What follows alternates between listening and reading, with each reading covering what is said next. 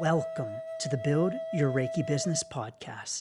I'm Christian of Standing Stones Healing, founder of the Reiki Business Collective and creator of the Build Your Reiki Business program, sending blessings and best wishes to your Reiki business.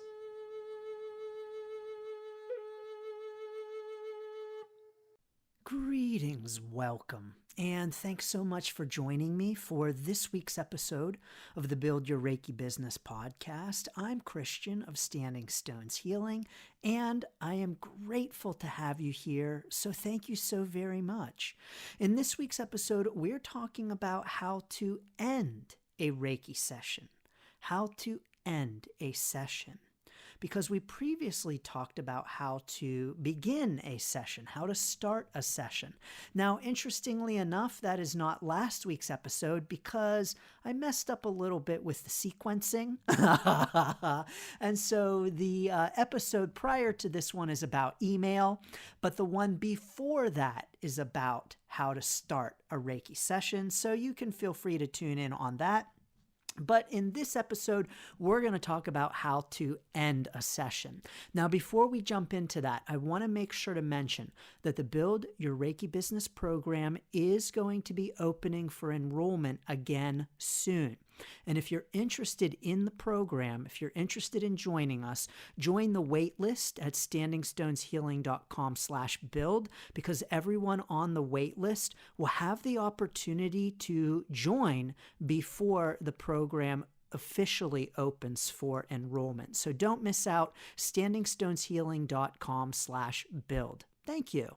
The way in which I might encourage us to end a session is actually the same way in which I encourage us to start a session, and that's with listening. I think that listening is one of the most important skills. Actually, I think it's the most important skill that we can have as Reiki practitioners.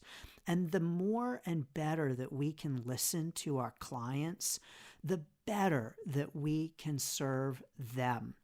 And so I believe that at the end of a session, we should really be putting the focus on listening first and foremost. So what do I mean by that?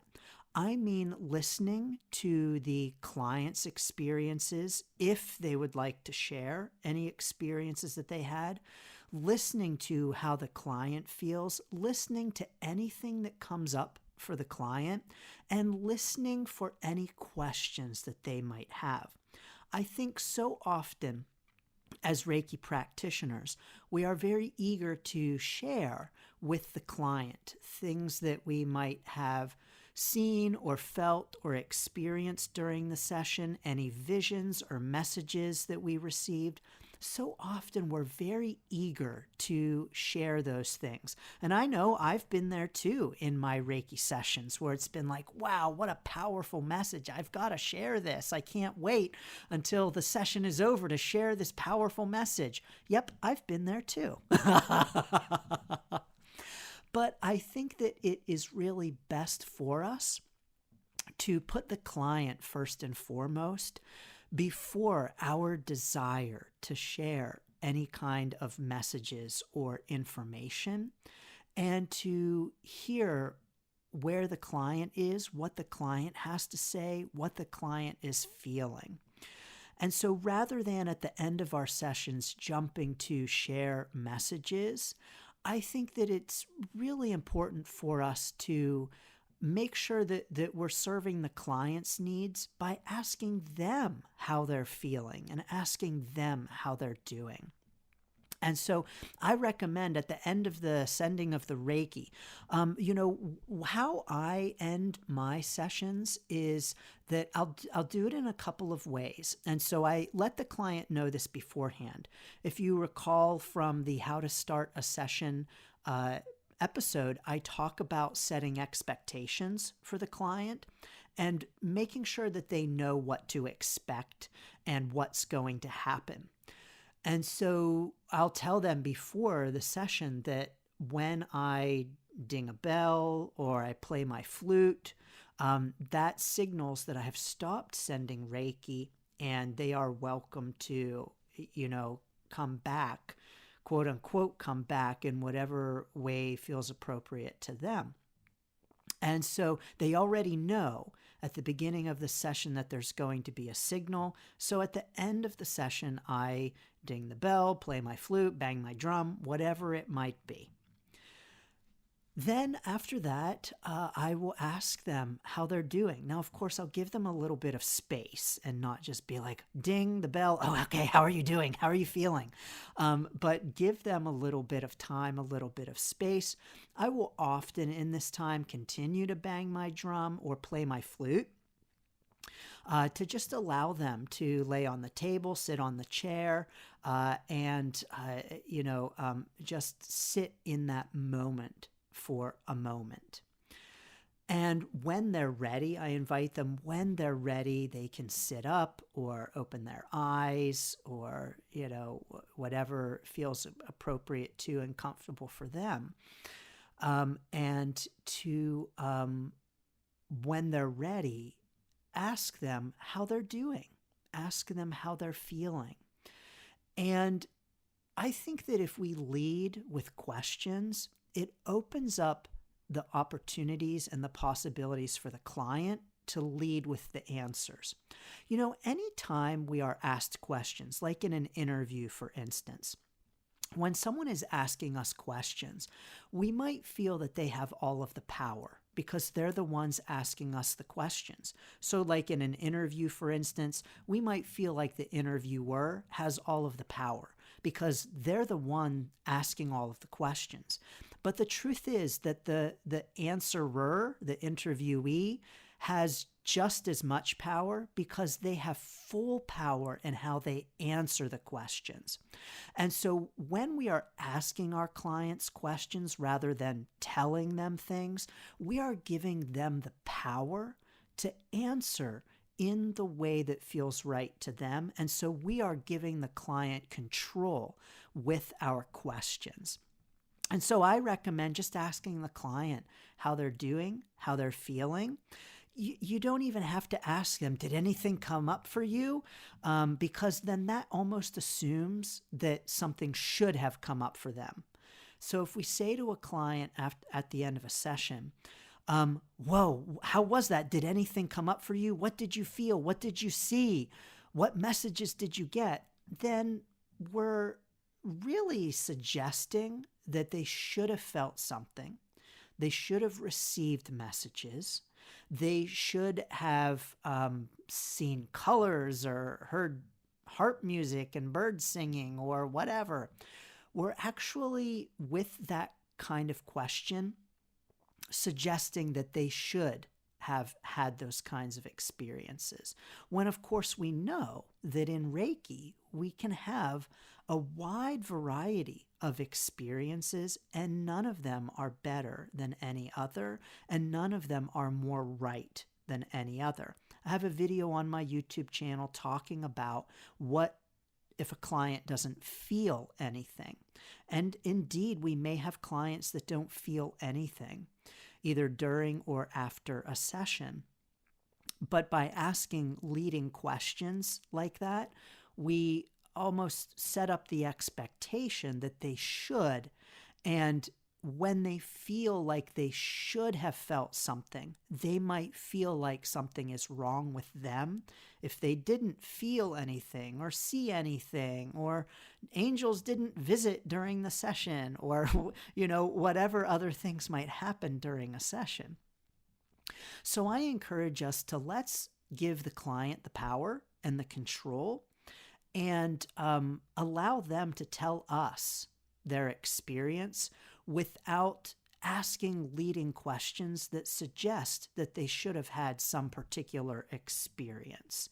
And so if you say to a client, oh, how are you feeling? And they're like, oh, I feel good. I feel a little tired, but I feel good. Well, that's great.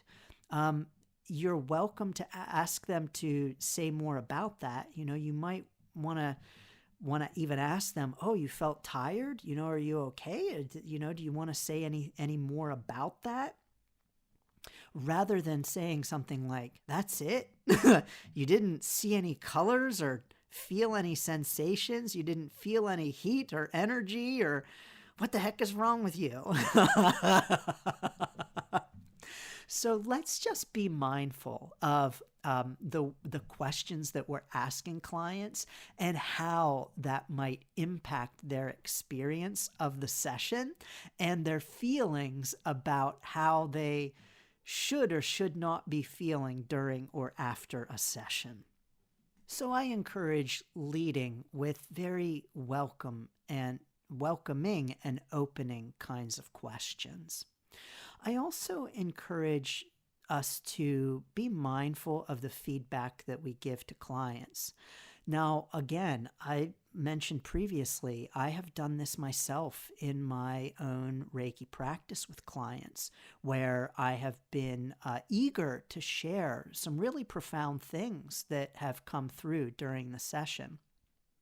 Of course, always getting permission from the client beforehand. This is very important, particularly even at the start of a session. However, it's also important for us to be mindful that if we say to a client at the beginning of a session, "Is it okay if I share messages with you?"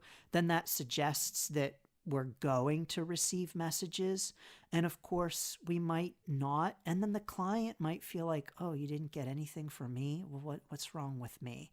So again, I believe it's always very important for us to be mindful of the ways in which we're talking to clients and offering information, and even offering that we might have information to offer. As it pertains to feedback, I really believe that oftentimes less is more. So oftentimes we might get lots of messages, we might have lots of things come through, and we might want to share all of that with the client. But sometimes it can be a little overwhelming for the client. At least I know this in my own experience as the client who received a lot of feedback during a session, or I should say after a session, where the practitioner was like, "Oh, well, this came up in this message and this and this and this, and then there's this and this," and I was like, "Wow, that's a lot of stuff. That's really a lot." And so I can speak from my own experience as the recipient that sometimes less is more. And yes, indeed, we can share too much and we can offer too much information. And I think it's important for us to be mindful of that. I think it's also important for us to be mindful of the way in which we are sharing information. I once had a client who, when she had a session with me, it was her second session. She'd had Reiki before from a previous practitioner. And she told me about the experience and said, "I enjoyed the session, but afterward, the practitioner, she told me that my heart chakra was blocked," or something like that. I forget exactly what it was, but definitely there was some chakra that was blocked. And definitely my client did not feel good about that. And so I personally never talk about chakras as blocked. I don't like that term. I don't use that term. And I personally, in my practice, don't quote unquote see chakras as blocked or unblocked. And I honestly don't even believe that that's the case with chakras. I really don't dive into chakras in my own Reiki practice. And that's just my own personal preference. I've never been very invested in the chakra system itself. But I don't talk about them. I certainly don't talk about them as blocked or unblocked. I don't see them in that way. But anyway, when we use a term like blocked, I think that can really have a client feeling like there's something wrong with them. And I don't think anyone likes to be told that their heart chakra is blocked, for instance. And I honestly don't think it's helpful. And so I know from this particular client that I'm thinking of, she really did not appreciate being told that and really left the session with a kind of a bad taste in her mouth feeling about it. And even some questions of like, what does that even mean? And what do I do about that? And almost even kind of like, who are you, lady, to tell me that? And honestly, I agree. Who are you to tell someone that their chakras are blocked? And so I think it's just important for us to be mindful of how we are offering that kind of information. And if we do have information to share with a client that is maybe quote unquote negative, or maybe construed in a negative kind of way, that we really, really are very careful about how we are sharing it. Our words have power. What we say to one another has power, whether we realize that or not. And so let's recognize in our sessions that we do have power in the way in which we present information. And so let's please be careful and mindful about the ways in which we are talking to clients and sharing information. So how we offer feedback is very important at the end of a session, because it can really, like with that client that I mentioned, impact our overall experience of the session itself. And it can actually have an impact on whether or not that client comes back. As far as whether or not a client comes back, at the end of a session is absolutely an appropriate time to inquire about a next session. And so at the end of a session is a great time to see if the client would like to come back and to book another session. You have them there, you have them with you. There's absolutely no harm in asking if they would like to book another session to come back. There's absolutely no harm in asking if they would like to book a package of sessions. And as a matter of fact, it's just good customer service. You know, if you ask the client if they want to come back and they say no, then you know that they don't. Or if they say, I need to check my schedule, then you know they need to check your schedule. But if you don't ask, then you have no idea if the client might like to come back. And maybe the client might prefer, while they're there, to schedule and make it easy on themselves to get on your schedule for their next session. And so I've heard people say that, asking if someone wants to schedule at the end of a session is not an appropriate time to do it. And I disagree. There is nothing wrong with that whatsoever. And I think in many ways, it's simply good customer service. If the client doesn't want to, they'll say no. And if the client is not inclined to outright say no, they'll just say something like, I need to check my schedule. But it's absolutely okay to do that. And I think it's simply good customer service. Let's assume that the client wants to come back. Why not? Let's assume that the client wants to come back unless they tell us that they don't want to come back. It's almost like at the end of a first date. Let's assume that the person we're on a date with, that is provided that we want to have a second date. You might have a first date and decide you don't want to have a second date, right? You might also have a first session with a client and decide you don't want to have a second session with a client. I know I've been in this situation myself. And so it's okay for us to determine that we don't want another session with the client.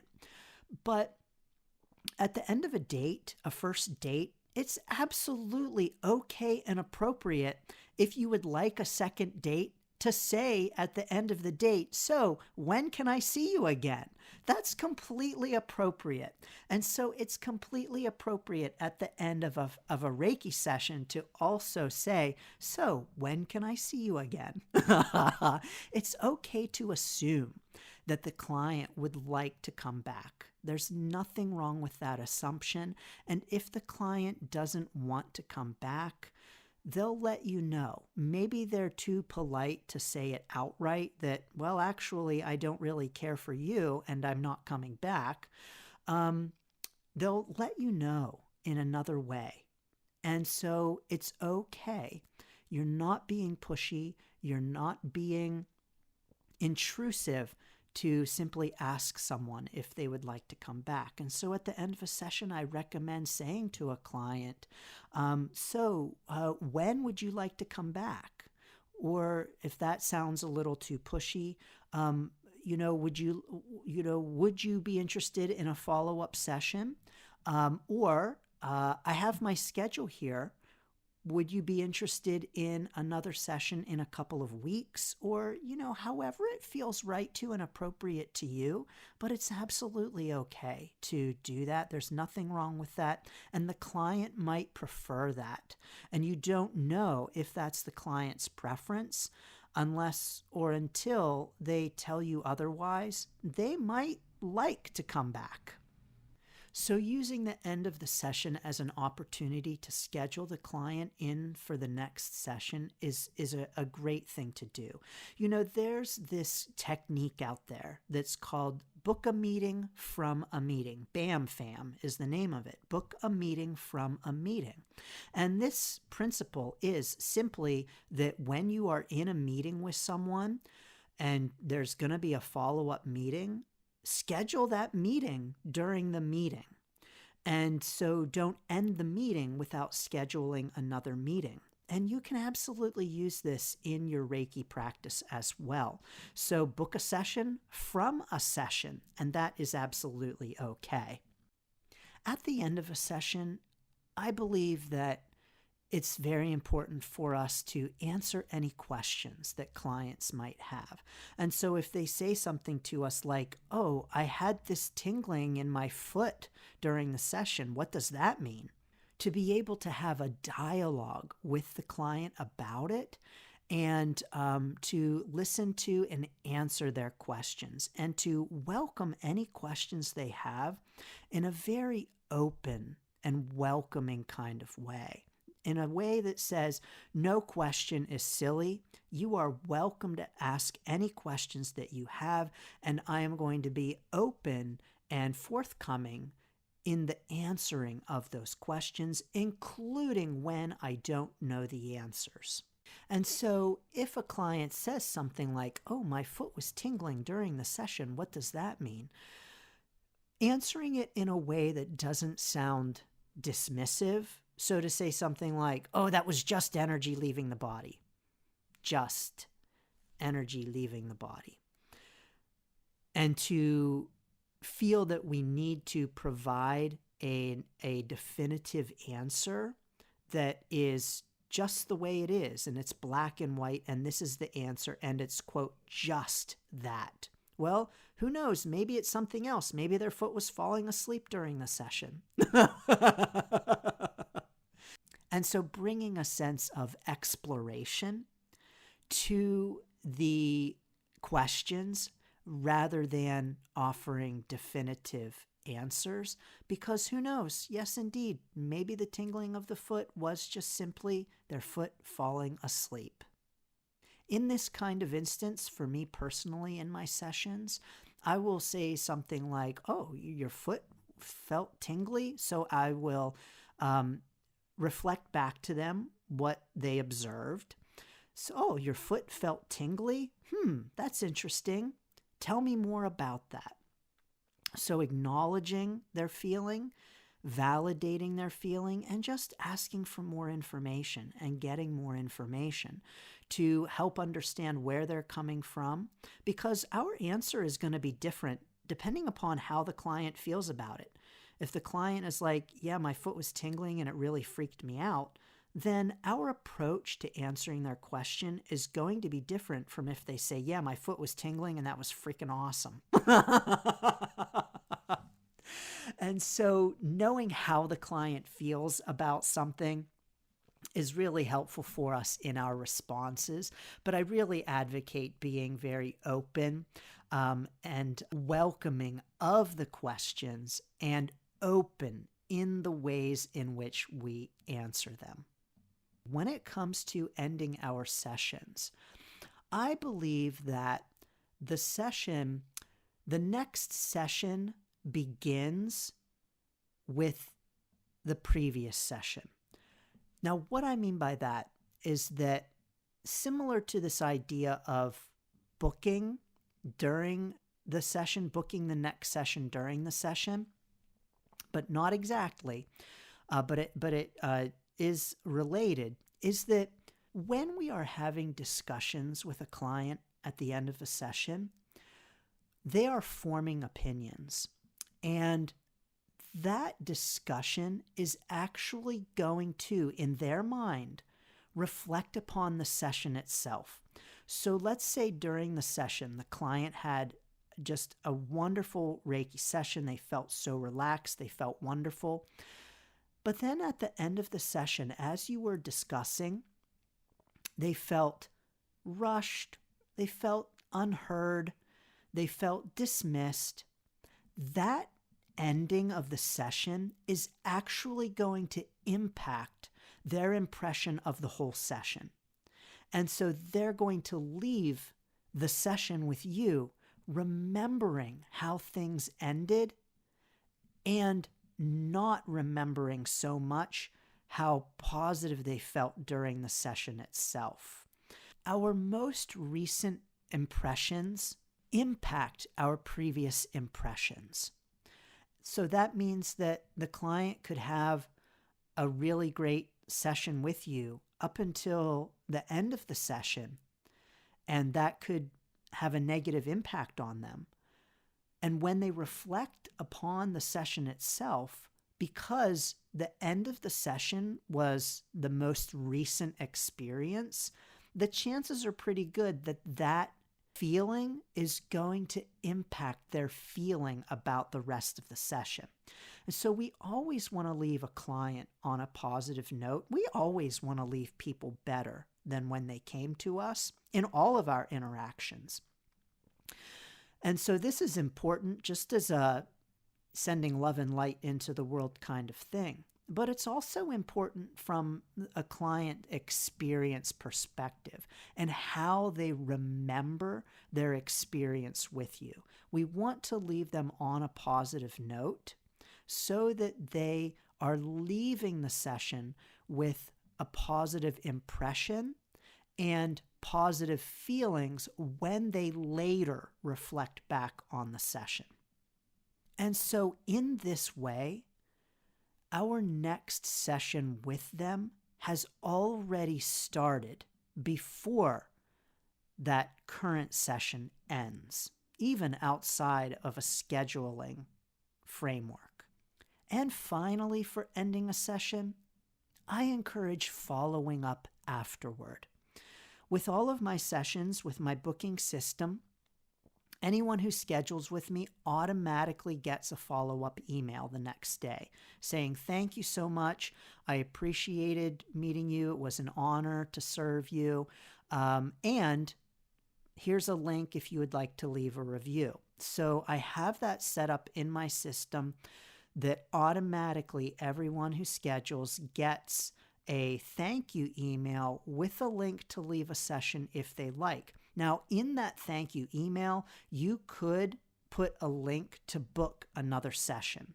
And so just the way that I book my sessions at this time, that isn't something that I currently do, but I have done and you can do, and it can be very helpful as well.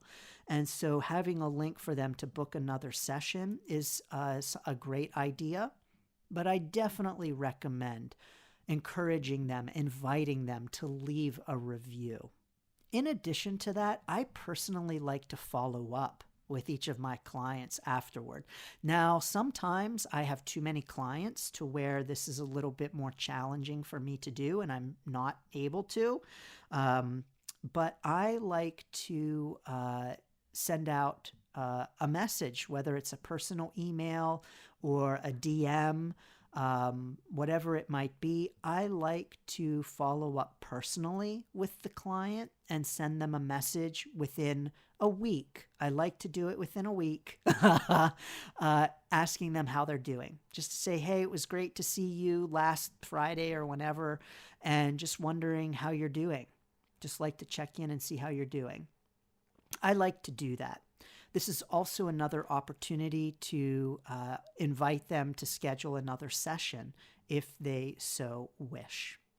So these are some ways that I like to end a session. How do you end a session? Please do drop it in the comments for us if you're listening in on YouTube. And of course, please do join us in the Reiki Business Collective at facebook.com/groups/Reiki Biz and tell us how you like to end a Reiki session. Sending so many blessings and best wishes to your Reiki business. Thanks for tuning in to the Build Your Reiki Business podcast. Please like, share, subscribe, and send to a friend. Learn more about the Build Your Reiki Business program at standingstoneshealing.com/build, sending blessings and best wishes to your Reiki business.